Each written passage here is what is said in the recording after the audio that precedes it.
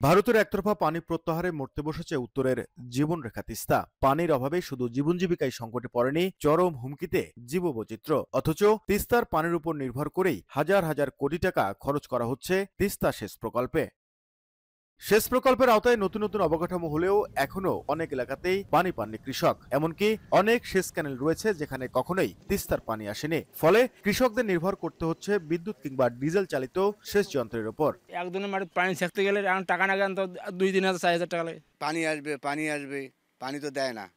তিস্তাতে পানি নেই। আমরা পানি কি করে পাবো? ১৯৯০ সালে প্রথম দফায় কাজ শেষ হওয়ার পর ৮৪,৩৭৮ হেক্টর কৃষি জমিতে সেচ সুবিধা নিশ্চিত করার লক্ষ্যমাত্রা নিয়ে প্রকল্পটি চালু করা হলেও পানির অভাবে কখনোই সেচের কাঙ্ক্ষিত লক্ষ্যমাত্রা পূরণ করতে পারেনি প্রকল্পটি। তবে পানির নিশ্চয়তা না থাকলেও প্রায় ১,৫০০ কোটি টাকা ব্যয়ে তিস্তা সেচকাল সংস্কার ও সম্প্রসারণ করছে পানি উন্নয়ন বোর্ড।